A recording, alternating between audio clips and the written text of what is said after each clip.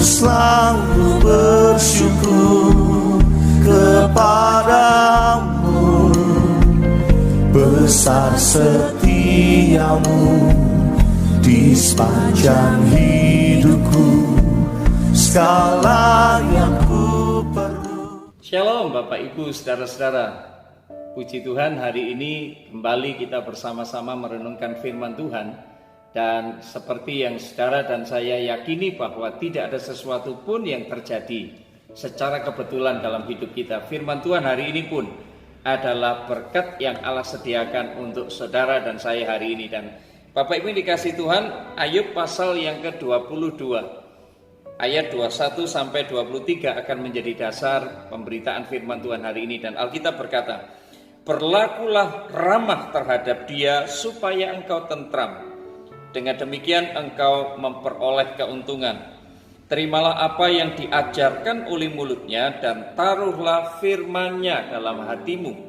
Apabila engkau bertobat kepada Yang Maha Kuasa dan merendahkan diri, apabila engkau menjauhkan kecurangan dari dalam kemahmu, maka ayat yang ke-30 berkata, orang yang tidak bersalah diluputkannya, engkau luput karena kebersihan tanganmu.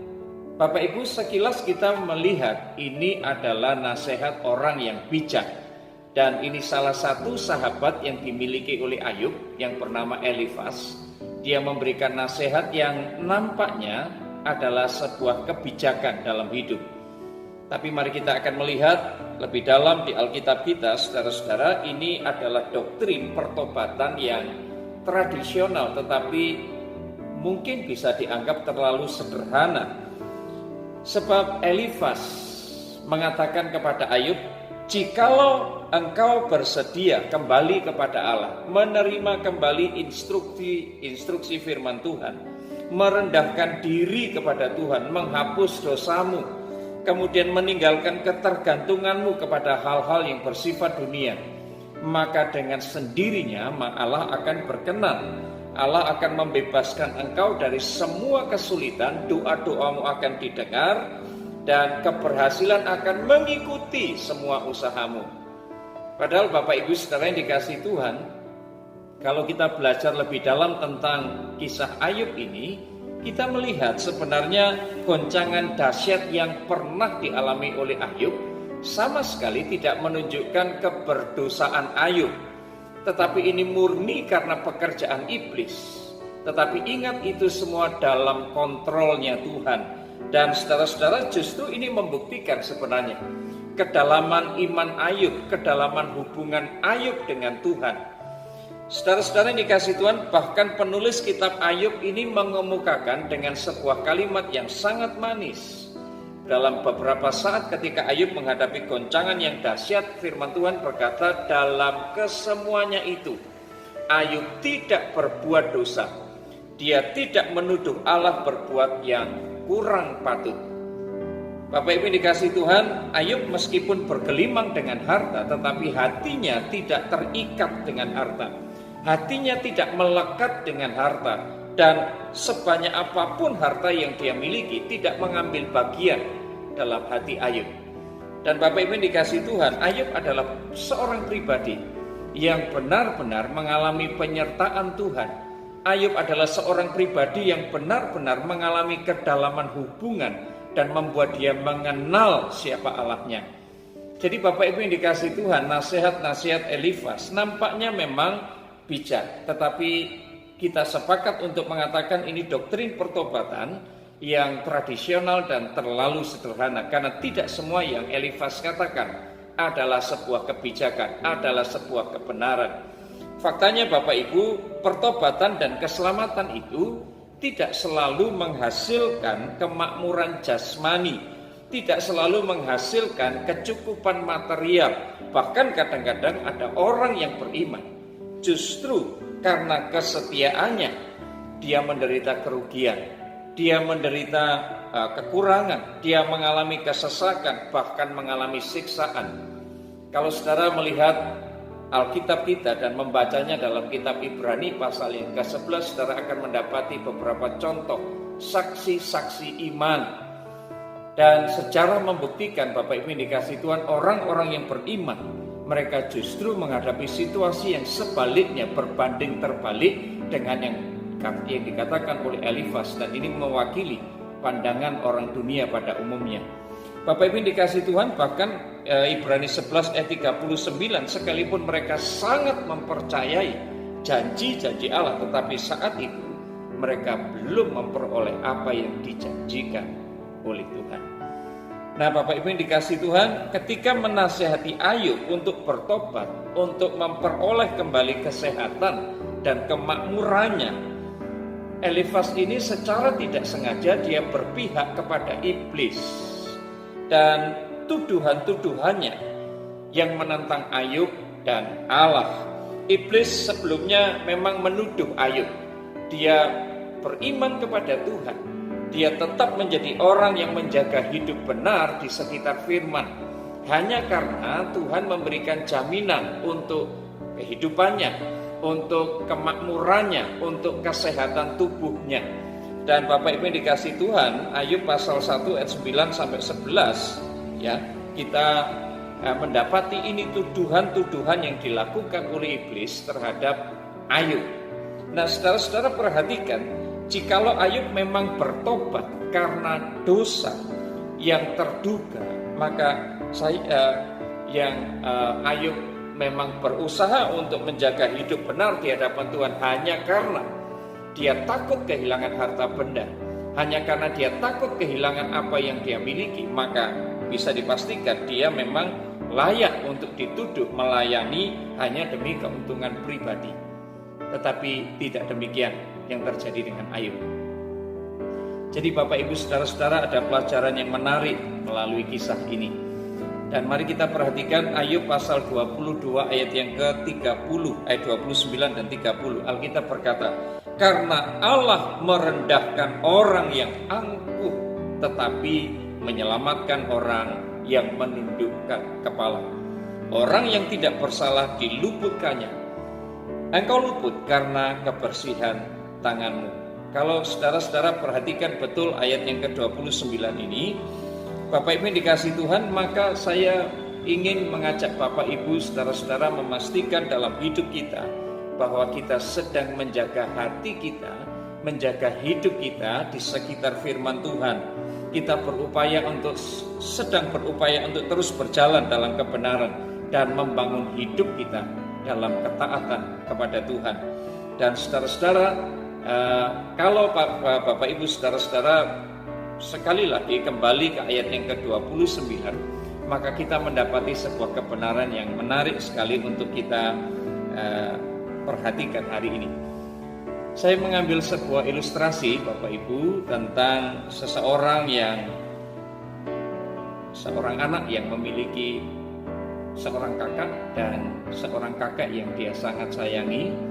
Dan kakak ini memiliki hewan kesayangan, hewan piaraan yang dipelihara sejak kecil sampai kemudian menjadi cukup dewasa dan bahkan beranak cucu. Dan hewan itu adalah bebek. Dan saudara-saudara, tanpa sengaja ada seorang anak yang bernama Doni. Dia membunuh bebek kesayangan kakeknya.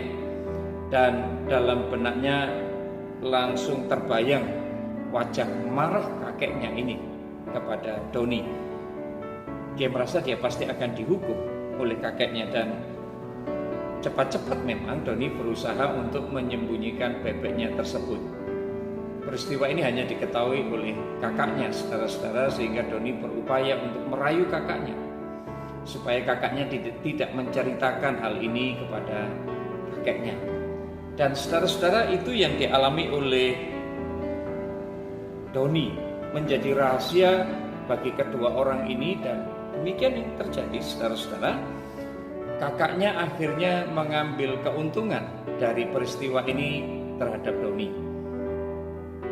Berkali-kali ketika Doni memperoleh hadiah, memperoleh oleh-oleh atau apapun yang kakeknya berikan, kakaknya berusaha untuk mencari keuntungan dengan mengambil bagiannya Doni supaya membungkam mulut kakaknya sehingga tidak bercerita kepada kakeknya. Dan saudara-saudara, sampai akhirnya Doni ini sama sekali tidak tahan lagi dengan situasi yang sedang dihadapi. Dan pada akhirnya dia melawan rasa takutnya dan dia menghampiri kakeknya. Dia menceritakan apapun yang terjadi kepada kakeknya, saudara-saudara, dan sungguh di luar dugaan memang. Pada akhirnya kakeknya ini memberikan respon yang luar biasa, saudara-saudara, karena kakeknya mengatakan bahwa sebenarnya dia tahu persis apa yang terjadi sejak peristiwa di mana Pepe ini mati di hari yang pertama. Tanpa sengaja Doni membunuhnya. Kakeknya juga tahu persis bagaimana kakak Doni ini mengambil keuntungan dari peristiwa tersebut. Dan saudara-saudara yang dikasihi Tuhan, yang lebih mengejutkan, sang kakek ini berkata bahwa dia telah memaafkan Doni. Dia hanya menunggu kapan waktu dan saatnya Doni segera menghampiri kakek dan mengakui semua kesalahan-kesalahannya. Dan saudara-saudara yang dikasihi Tuhan, Doni begitu menyesal. Mengapa baru sekarang dia datang kepada kakeknya dan kemudian dia meminta maaf kepada kakeknya. Dia sudah kehilangan banyak berkat yang seharusnya dia terima. Dia kehilangan damai sejahtera, saudara-saudara, dalam hidupnya. Bahkan dia dimanfaatkan ya oleh kakaknya yang terlanjur mengetahui apa yang dia lakukan. Dan seperti itulah Bapak Ibu saudara-saudara, gambaran orang-orang yang jika dia memilih menyembunyikan kesalahan, jika dia memilih untuk tetap tidak mau mengakui kesalahan-kesalahannya dan membereskannya.